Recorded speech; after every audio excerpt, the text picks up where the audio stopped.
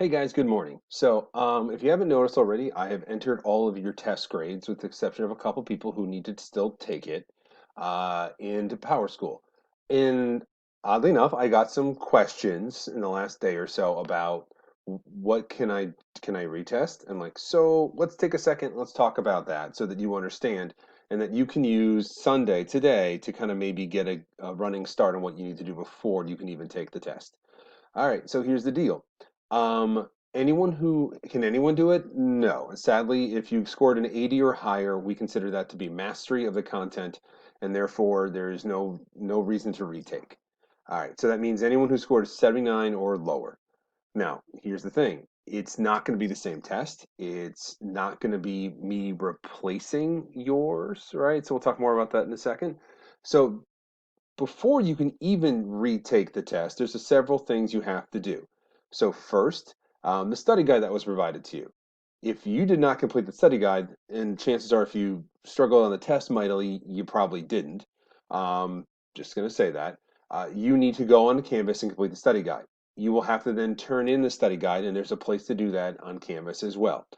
So you will need to go through and complete the entire study guide and turn it into me by 10:15, excuse me, by the 15th at 8 a.m. I will be looking at it. If it's not completed, if it's not accurate, if the information on it is clearly been Googled as opposed to using class notes and handouts, then I will not allow you to retake. All right. The point of this is you're supposed to go look back at what we've covered in class, not just try to Google stuff. All right. So that's step one. All right, step two is Quizlet. I will show you how this works in just a minute, but you need to complete a Quizlet assignment that will require you to study and prepare. And again, the idea is demonstrate mastery of the terms, of people, of ideas, of concepts from the unit test.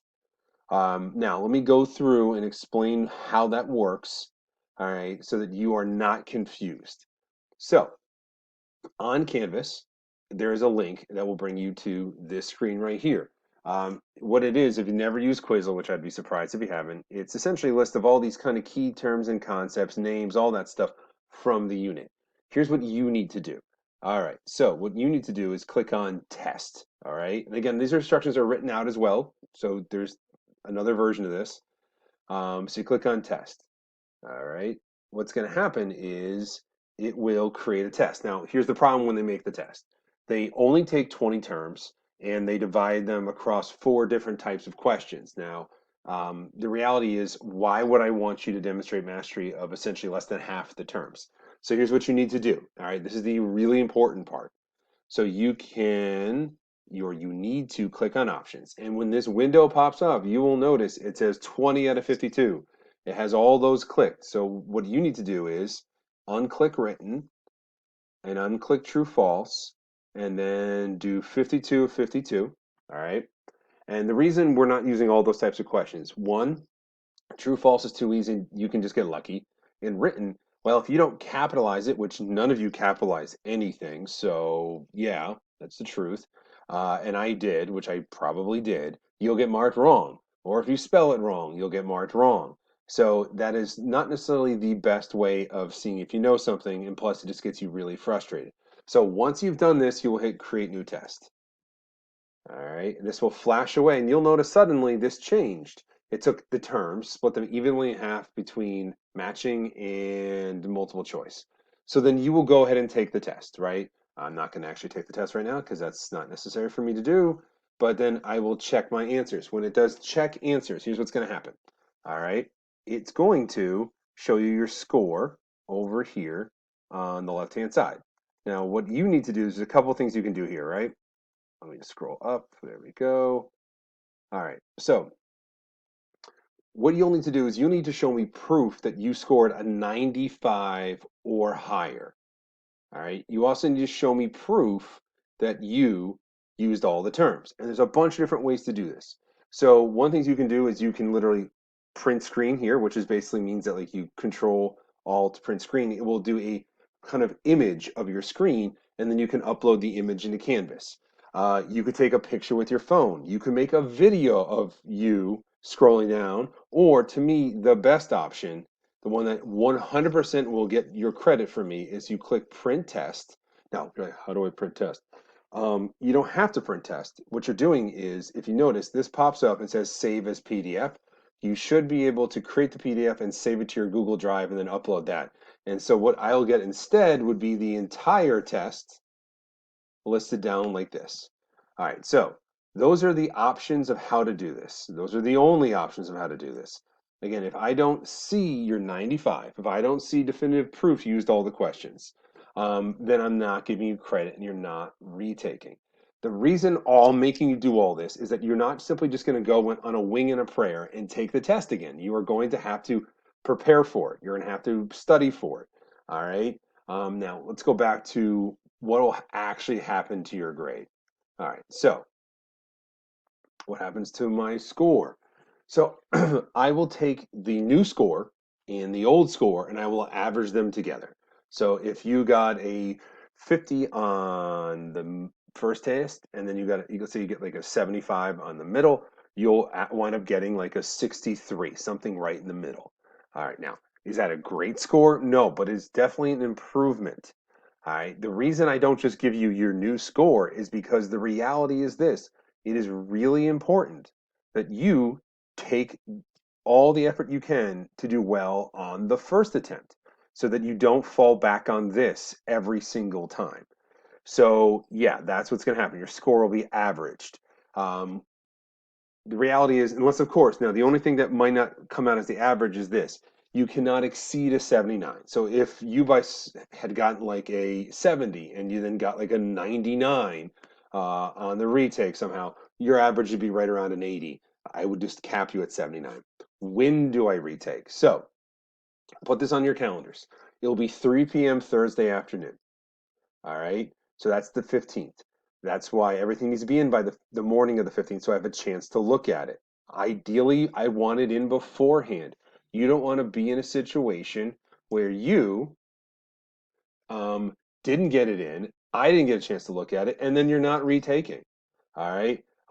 Thursday at 3 p.m. Now, all of the testing parameters that we outlined before still apply. So you have to have your camera on. You have to be on your Chromebook. I have to be able to see what you're doing. And if you're caught using outside materials, you will get a 0. All of those things that we did before still apply. All right. Now, if there's a reason you can't make it for 3 p.m., then I want to hear it from a parent. Not just you, I want your parent included on the message as well so that I know that I'm getting the truth as opposed to you're trying to get around something. Now, you're looking at your grades. I woke up this morning, went in and cleared out all the people who submitted late work as of midnight last night, and that's it. So let's talk about what about my grade now? So, um, a good number of you did not turn in the Breaking Down the Declaration of Independence parts 1 and 2. Those were essentially our last assignments and they were relatively recent. So I will accept those is as long as they're turned in by Wednesday at midnight and I get the Google form. I will accept no other work. Now, please keep in mind, those things, if you turn them on Tuesday or Wednesday, are so incredibly late that even with you doing a perfect or really, really good job, you're probably not going to get above a 20 or 30. So this is for the people who are looking at a 0 in the grade book and maybe a point shy of a higher grade, and they think this is the thing they can do to give themselves a little bit of a bump. Now, can I fix my grade? What I mean by that is several of you are probably going to look at your grade for the quarter and go, I'm a point shy, I'm 2 points shy of something better, or maybe passing. Will you bump me? And the answer is no, for several reasons. One, I gave you ample opportunity to fix your grades. All right. For many of you, it was a matter of turning in a lot of your work really late or poorly done. So this is part of that consequence. All right. The other reason, and this is probably the bigger reason, is we are kind of only a quarter of the way through the year. This grade is not your grade. It actually represents a relatively small part of your grade. So what I mean by that is this: if this is a quarter grade, and I still don't know if there'll be a final exam or anything. They haven't given us those details. Well, I'll find out I guess I'll find out later. But let's assume that there will be one and will count for 20% of your final grade. So that means each quarter is worth roughly 20%. So me bumping you from a 78 to an 80 or a 58 to a 60 statistically doesn't really make a difference to your overall grade. Psychologically, it might make you feel better, but statistically, it doesn't make a difference. And so I'm not going to make the change. Beyond that, you'd rather have me bump you if there is a need to bump you at the end of the year, right? So don't come begging for a 2 point or 1 point, or some people are really egregious, like 3 or 4 points. I'm not going to do it. You'd much rather show me over the course of a year that maybe the first quarter wasn't your best quarter, but you did a really nice job the rest of the year and you learned some lessons from this, and that you will, you deserve maybe a bump in May. All right, well, that's a conversation we might want to reserve for May. We don't want to be begging for that grade now.